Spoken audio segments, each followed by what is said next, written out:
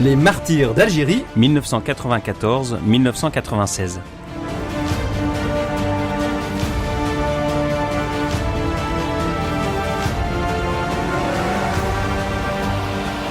En janvier 2018, le pape François a approuvé la reconnaissance du martyre de Monseigneur Pierre Claverie, évêque d'Oran, et de 18 autres religieux et religieuses, parmi lesquels les moines de Tibrine.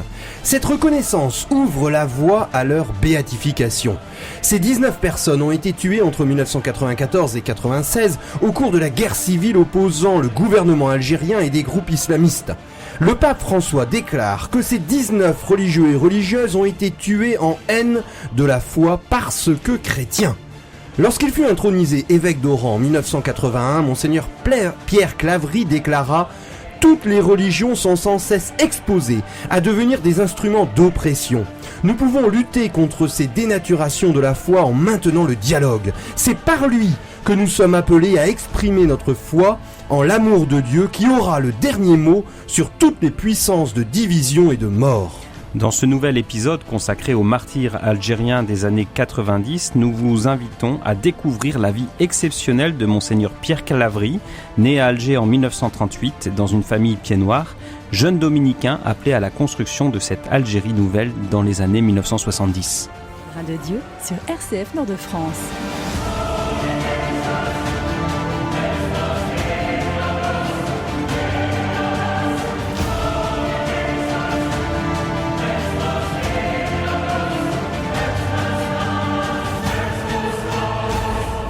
Pierre Claverie, Monseigneur Pierre Claverie, martyr, est né à Alger le 8 mai 1938, d'une famille pied-noir, des Français établis en Algérie depuis plusieurs générations. C'est un enfant heureux, aimé par des parents d'une qualité exceptionnelle, c'est peut-être la chose la plus importante à retenir. Il leur rendra hommage, je le cite plus tard en 1981, « Nous avons grandi dans la confiance de cet amour qui veille avec attention et persévérance au bonheur de l'autre. Nous avons grandi dans cette liberté extraordinaire qui a sans cesse ouvert devant nous les portes de la vie, nous engageant à y entrer avec patience, avec persévérance et nous accompagnant d'une présence affectueuse et exigeante. » Il parle de ses parents. Oui, l'amour existe, il est possible et j'ai eu la grâce de le rencontrer. Il dira toute sa vie que cette grâce d'avoir une enfance heureuse avec des parents qui s'aiment lui a permis de comprendre comment Dieu était amour. Alors, pourtant, au départ, la situation de ses parents était assez compliquée. Son père lui-même avait une généalogie un petit peu compliquée avec un démariage, ou en tout cas, sa grand-mère n'a pas pu se marier avec la personne qu'elle voulait, et puis sa mère, Louise Maillard, elle venait d'un tout autre milieu, une famille fortunée d'armateurs. Il a fallu la grande crise du krach boursier de 1929 pour qu'il puisse se marier. Et une fois marié, la cellule familiale va lui apporter ce réconfort, ce calme qui lui a permis de vivre en confiance. Alors ça a obligé le papa qui va travailler à la Shell au boulevard Saint-Saëns à Alger à renoncer à une carrière professionnelle peut-être un peu plus importante en se déplaçant. Il a privilégié sa famille, restant à Alger pour maintenir ce cadre familial qu'il a lui-même, le père, pas forcément eu. Que retenir également de son enfance, c'est peut-être ce qu'il a appelé la bulle coloniale. En fait, il vivait en monde clos, ces Français d'Algérie, et il ne connaissait pas du tout les Algériens. Et c'est après, avec sa conversion religieuse, et puis son appel à venir servir le peuple algérien et l'Algérie, qu'il va redécouvrir cette population que finalement il a côtoyé dans son enfance sans vraiment les connaître. Dernier point de son enfance, ce sont les scouts. Les scouts de la Saint-Do, toute sa vie, il va revenir pour des sortes de fêtes d'anniversaire où il va avoir des amis pour la vie. Il va être formé dans les fibres de son être par le scoutisme, et c'est d'ailleurs à l'intérieur de ce scoutisme qu'il va sentir l'appel au sacerdoce, et en étant influencé par des prêtres qui vont affermir sa foi. Et il va donc, après une année passer son bac, une année de classe préparatoire à Alger où apparemment il s'est bien amusé, il a pas eu son année de classe préparatoire. Il part pour Grenoble à la rentrée de 1957. Il a 19 ans afin de continuer sa préparation au concours, mais il va arriver quelque chose, c'est l'appel au sacerdoce. Alors, avant que cet appel au sacerdoce se déclare, enfin, il y avait déjà eu ce désir qu'il avait confié à ses parents, hein, et puis le père avait pris ça, fais tes études d'abord, on verra après. Et donc, comme il dira plus tard, comme une crise d'acné qui passe avec l'âge. Et donc, alors il arrive effectivement en France, à Grenoble. On est dans un contexte où la guerre d'Algérie commence, se démarre progressivement. Depuis 1954, il y a des attentats. Donc le gouvernement français durcit donc sa politique avec une répression de plus en plus forte. Le déclenchement d'une politique sociale qui est trop tardive aussi pour essayer de compenser. Et donc dans ce contexte de montée de l'inquiétude et des tensions, donc en 57, Pierre Claverie arrive en France, à Grenoble, il fait ses études. Il se retrouve un peu perdu politiquement lui-même. Il se situe comme le milieu pied noir, assez donc plutôt situé à droite dans une position assez stricte, assez militante. Donc il a un petit engagement politique. Il s'aperçoit assez vite de situé assez à droite. Donc par exemple, il participe à une opération de nettoyage des églises, de toutes les revues style témoignage chrétien qui avaient des positions plus ouvertes et plus libérales sur l'Algérie. Alors cet engagement, il dure à peu près 6 mois. Il s'aperçoit assez vite de la faiblesse intellectuelle aussi de ce groupuscule. Et progressivement, il écoute, il lit, il s'interroge. Donc, il est dans une grande perplexité intérieure. Et alors, il le dit.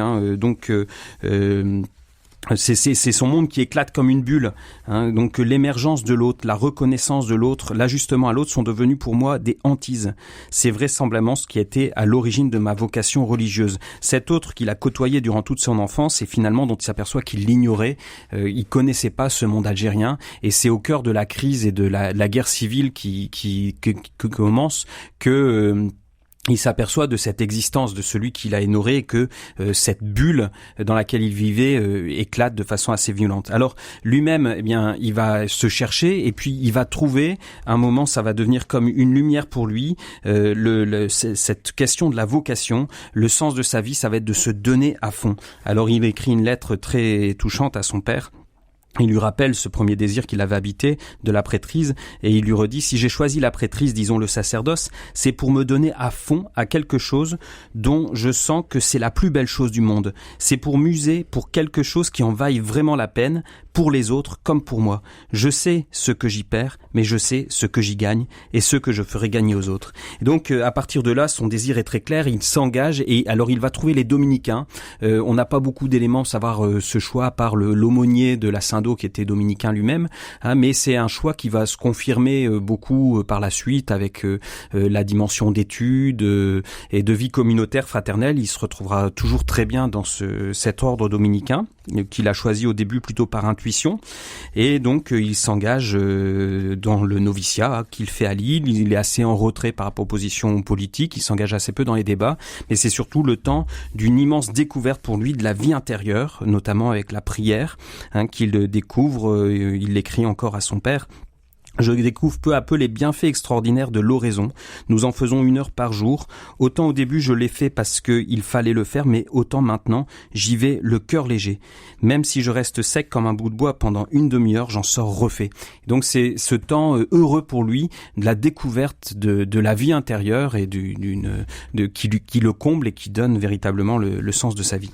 Alors après avoir fait profession pour une période de 3 ans, le 8 décembre 1959, Pierre Claverie rejoint le couvent d'études du Saulchoir au sud de Paris, où il va passer près de 8 années avec une interruption de 18 mois pour son service militaire en Algérie. Alors, le Saulchoir imaginait une communauté de 153 religieux, dont plus de 70 jeunes frères en formation. Nous sommes en plein dans la première session du Concile Vatican II, et puis À l'intérieur de ces dominicains, il y a le père Marie-Dominique Chenu, il y a le père Congar qui apporte une sorte d'innovation, une plus grande réflexion théologique. Donc on est dans un moment d'émulation très fort et on a une assez forte division entre les frères étudiants, certains qui dans ce désir d'aller au monde et puis d'autres qui sont des religieux plus classiques. Mais comme vous l'avez dit, il ne va pas prendre part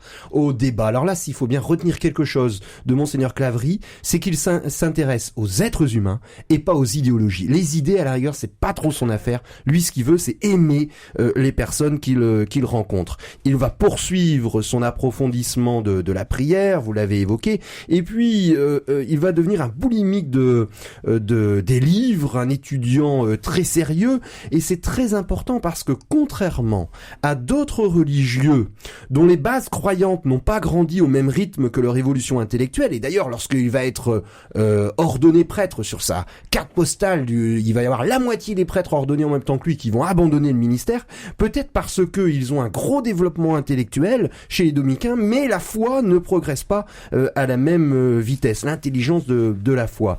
Il s'éloigne de la question algérienne, mais cette question algérienne va le rattraper avec un service militaire à Alger. Il a 24 ans et là il fait merveille en tant que une sorte d'aumônerie pour les militaires français. On découvre déjà chez lui un goût prononcé pour l'annonce de la foi, mais il s'aperçoit que la situation est complètement catastrophique. On est en 62, il est obligé de revenir avec notamment tous les pieds noirs qui prennent le chemin inverse entre l'Algérie et puis la métropole. Il termine ses études de 1963 à 1967 en découvrant la prédication qui va fortement le marquer. C'était un excellent prédicateur et finalement il y a un débat. Est-ce qu'il est tellement remarqué que on demande il y a certaines demandes à l'intérieur du provincial qui voudraient en faire un spécialiste. Vous savez, les dominicains c'est des grands intellectuels, un spécialiste de la langue arabe et du monde arabe, mais lui ce qu'il veut c'est vraiment servir l'Algérie, et donc il y a tout des moyens de pression, notamment de la supérieure de la communauté d'Alger, qui l'emporte. Finalement, la nouvelle arrive au couvent d'Alger le 5 juillet 1967, jour anniversaire de l'indépendance. Il ira en Algérie.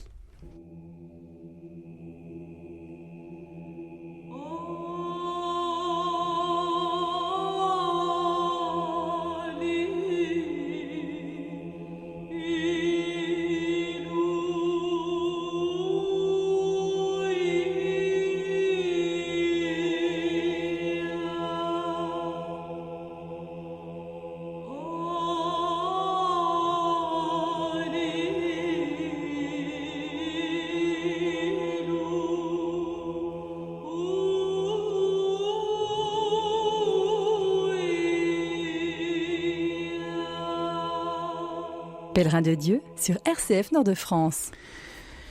Monseigneur Pierre Claverie, voilà, dont nous retraçons dans la grande trait la vie. Il revient, alors qu'il est jeune frère dominicain, en Algérie, ce pays de son enfance, le 5 juillet 1967. Il revient dans ce pays qu'il a connu en tant que pied noir, et donc il s'aperçoit de cette espèce d'ignorance de l'autre dans laquelle il a vécu. Alors il le dit: dans mon enfance, je ne fréquentais pas le milieu musulman. Au moment de l'indépendance, j'avais la tête pleine d'images des Arabes massacrant le monde dans lequel je suis né. Ce n'est qu'à mon retour en Algérie en 1967 que j'ai découvert, au-delà des terroristes, des personnes. J'ai toujours des amis musulmans. Alors, il va se jeter à cœur perdu dans l'apprentissage de l'arabe. Ça va être la première chose, grâce notamment à des sœurs libanaises absolument exceptionnelles, très, très compétentes, très intégrées, qui l'impressionnaient beaucoup. Et donc, il arrive dans cette Algérie de l'indépendance, qui est une Algérie euphorique, donc qui se construit comme un modèle de développement, sur un modèle socialiste, dans lequel on est musulman. L'identité musulmane, c'est vraiment une partie intégrante de l'identité algérienne qui se reconstruit. Donc à la fois sur la base d'un certain socialisme et d'une identité religieuse réaffirmée musulmane. Alors, il y a beaucoup à faire dans cette société en pleine reconstruction, en pleine effervescence. Et donc, c'est une période extrêmement joyeuse de rencontres et de découvertes de la culture arabe et de la culture algérienne qu'il avait côtoyée sans vraiment la connaître. Alors, cette église d'Algérie, elle est en profonde mutation. C'est une église qui est refaite beaucoup de religieux, de prêtres et de religieux. C'est une église de présence et de dialogue dans cette Algérie musulmane, donc une présence chrétienne en terre d'islam. Et donc il apprend extrêmement bien l'arabe. La sœur qui lui donnait cours particuliers dit qu'elle avait même un assez bon accent. Et donc c'est cette première partie de sa vie, voilà, qui prélude à de plus grandes responsabilités. Le temps des responsabilités, nous sommes en janvier 1973. Il a 35 ans. Il prend Pierre Claverie prend ses fonctions dans le premier poste de responsabilité qui lui est confiée par le diocèse d'Alger. Il devient le responsable du centre d'études diocésain de langue et de pastorale. Alors ce centre possède une douzaine de personnes, donc il doit un peu manager, rassembler les énergies, ce qui est pas toujours facile. Il a un département de langue arabe pour y enseigner cette langue. Il a une revue de presse créée par les Pères Blancs, un laboratoire de langue, une bibliothèque qui va permettre à de nombreux étudiants algériens de venir y étudier, un département théologique qui diffuse des cours polycopiés. Alors nous sommes déjà dans les années 70, c'est la crise économique avec le relèvement massif du prix des hydrocarbures, et l'Algérie va rentrer dans des années d'un petit peu d'incertitude. En fait, le tournant socialiste du régime, ça ne fonctionne pas du tout. En fait, le FLN a pris le pouvoir complètement, on est dans une dictature, et il y a notamment un islam qui vient d'Égypte, notamment des frères musulmans, une tendance minoritaire, sûre d'elle-même, qui commence peu à peu à prendre sa place, et le régime en fait va leur faire de plus en plus de concessions. On enlève le dimanche, on met le jour férié le vendredi, et on va s'en prendre de plus en plus à l'église. L'évêque Monseigneur Gaston Jacquier, évêque auxiliaire et ami intime du cardinal Duval, le grand cardinal de cette église d'Algérie qui a voulu rester après l'indépendance, est assassiné dans la rue. Nous sommes en 1976. Et donc on a vraiment un contexte qui se détériore, mais le Monseigneur Claverie souhaite continuer à notamment avec le CCFD, le comité chrétien pour la coopération, développer les causes humanitaires. Alors, il est nommé donc évêque d'Oran au terme de cette période de première responsabilité au centre des Glycines. Il est nommé évêque d'Oran en 1981. Et donc, ça inaugure pour lui 15 années d'épiscopat qui seront dans une première partie assez heureuses et puis dans une deuxième partie marquée par la montée du conflit. Alors, donc c'est le 12 mai 1981 qu'il est ordonné. Donc, c'est dans cette église qui est tout à fait particulière puisque c'est une petite église statistiquement. Il dit je représente moins qu'un curé de paroisse en termes de paroissiens.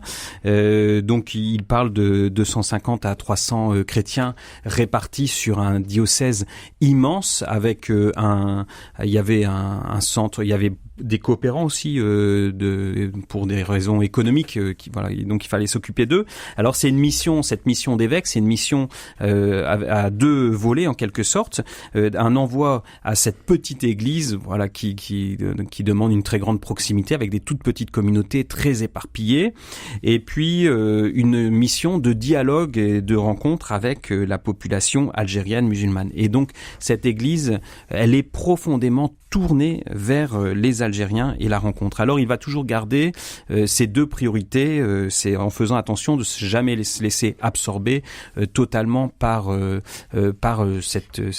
la petite communauté et rester disponible au dialogue avec les Algériens. Il doit gérer le rétrécissement de la voilure en quelque sorte, le fait que la cathédrale d'Oran doit repartir à l'État, un certain nombre de dispositions comme ça. Et donc c'est un ministère qui pour lui est très très heureux au contact de cette population musulmane qu'il aime beaucoup.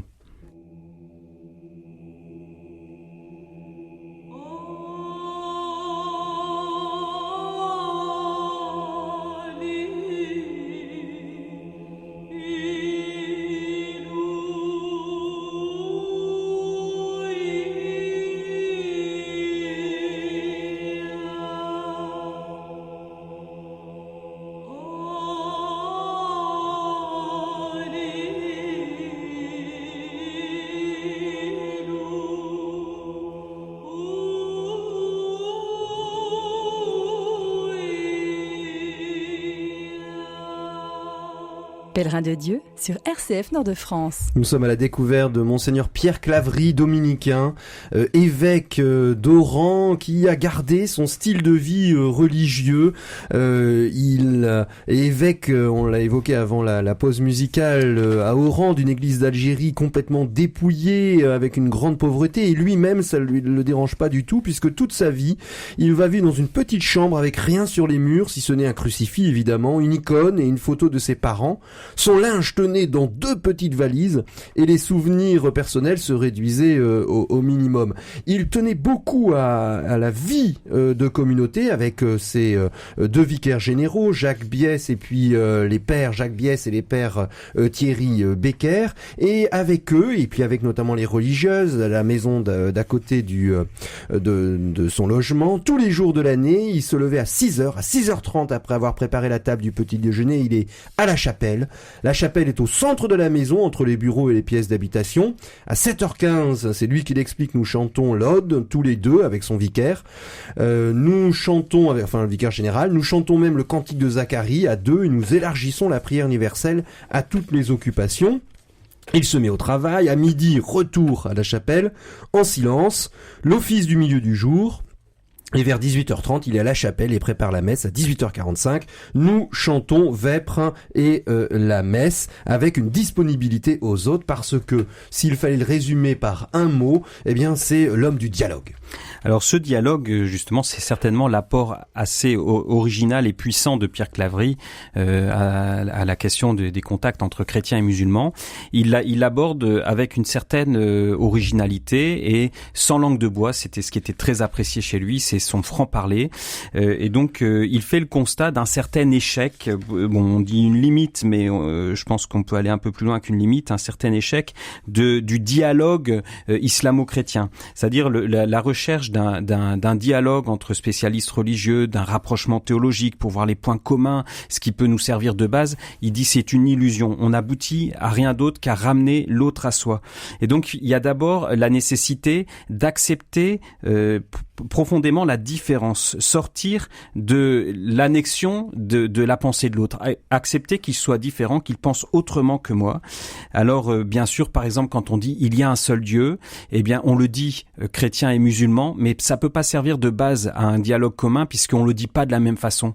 On conçoit pas cette unité de Dieu de la même façon. Et donc se servir de ce type d'idée pour baser un dialogue, un rapprochement entre chrétiens et musulmans, c'est illusoire. Mais quelle pourrait être la base d'un rapprochement avec les musulmans? Eh bien, c'est la base d'une amitié humaine.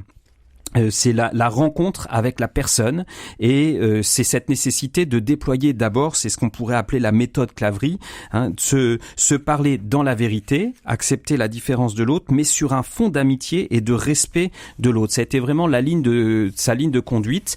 Il dit s'il n'y a pas ce point initial de respect humain et d'amitié, eh bien on pourra jamais vivre ensemble. Donc il veut ce dialogue qui soit pas politique, mais qui soit au niveau de la relation humaine, et il y a fort à faire puisque on est dans un islam qui en Algérie comme dans beaucoup d'endroits serait dit influencé par notamment les tendances des frères musulmans venus d'Égypte, d'un islam qui se veut plus politique, justement comme un projet de société, et c'est ce que porte le Fils.